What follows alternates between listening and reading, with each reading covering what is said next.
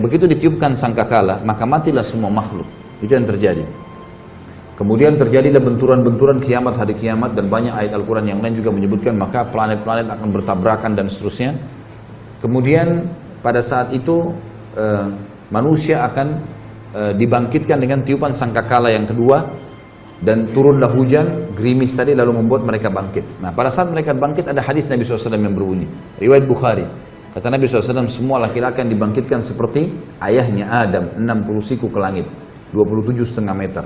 Dan semua perempuan seperti Hawa, istrinya, ibu kita, alaihissalatu wassalam. Kemudian 40 siku ke langit, 17,5 meter.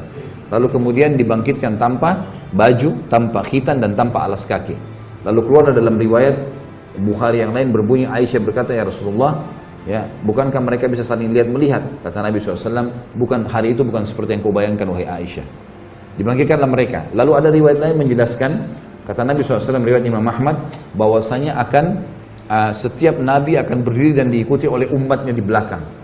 Setiap Nabi akan berdiri dan diikuti oleh umatnya di belakang, gitu kan? Jadi nanti misalnya pengikut Nabi Isa, pengikut Nabi ini, dan kata Nabi SAW akan ada Nabi pun dibangkitkan sendirian, karena nggak ada yang ikut dengan dia. Kan dalam sebuah riwayat yang sahih, riwayat Hakim, berbunyi kata Nabi SAW, waktu ditanya tentang jumlah para Nabi, beliau mengatakan jumlah Nabi 120.000, diantaranya 313 Rasul. Yang diceritakan kepada kita berapa?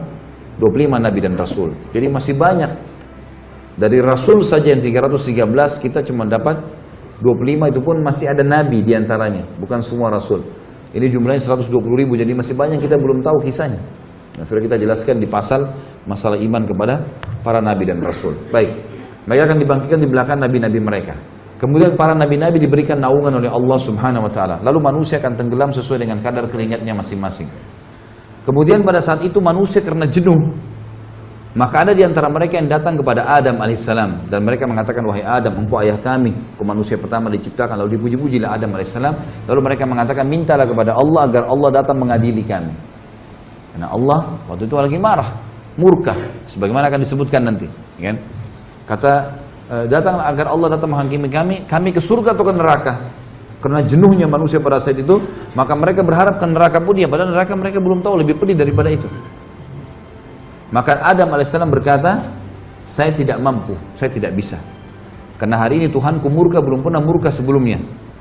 Dari dosa-dosanya, banyaknya dosa-dosa yang terjadi, gitu kan? Maka saya tidak bisa memberikan apa-apa, nafsi diriku sendiri, pergilah kepada Idris, Nabi yang kedua. Datang kepada Idris mengatakan juga sama, nafsi saya nggak bisa. Pergilah kepada Hud, kepada Saleh, kepada Syuaib, dan seterusnya, sampai tiba kepada Isa alaihissalam. Dan hampir semua Nabi ini menyebutkan kesalahan yang pernah terjadi.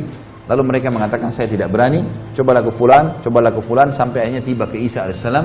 Dan kata Nabi SAW, Isa tidak menyebutkan kesalahannya alaihissalam. Dan kemudian dia pun mengatakan, cobalah ke Muhammad. Dan beliau mengatakan, apakah kalian tahu nanti bagaimana orang hari kiamat mengetahui, mengenalku siapa aku, sehingga aku adalah pimpinan anak Adam. Maka para sahabat diam. Kata Nabi SAW, seperti inilah mereka akan datang kepadaku nanti, dan mereka akan mengatakan, wahai Muhammad. Dan waktu itu suara orang terdengar seluruh mahsyar. Dengan kuasa Allah, orang semua akan dengar di mahsyar. Walaupun tidak ada mic, tidak ada apa, semua terdengar dengan kuasa Allah. Maka mereka mengatakan, wahai Muhammad, engkau adalah Nabi terakhir, dengan mula risalah ditutup kenabian, dan engkau diutus untuk seluruh alam semesta. Jadi semua manusia yang belum pernah ketemu beliau pun mendengar, oh ternyata ini orang ini, Nabi Muhammad SAW, Nabi terakhir ini nih orangnya, gitu kan? Maka mereka muji-muji, lalu mereka mengatakan, hai Muhammad, mintalah kepada Allah, ya, agar datang menghakimi kami. Kata Nabi SAW, ana lahu, saya pemiliknya. Lalu saya pun menuju ke singgasananya Allah, ke arsy-Nya Allah, kemudian saya sujud, ya. Dan Allah yang maha tinggi dan maha pemurah, Azza wa Jal, membukakan kepadaku puji-pujian, hamd, ya, yang tidak pernah dibukakan untuk orang sebelum aku. Lalu aku pun sujud, Allahu a'lam berapa lama, kata Nabi SAW. Beliau sendiri tidak tahu. Beliau cuma mengatakan, aku sujud sampai terdengar Allah Azza wa Jal berkata, ya Muhammad, irfa' ra'sak washfa' tushfa'. Hai Muhammad, angkat kepalamu, berikanlah syafaat, kau akan diterima syafaatmu.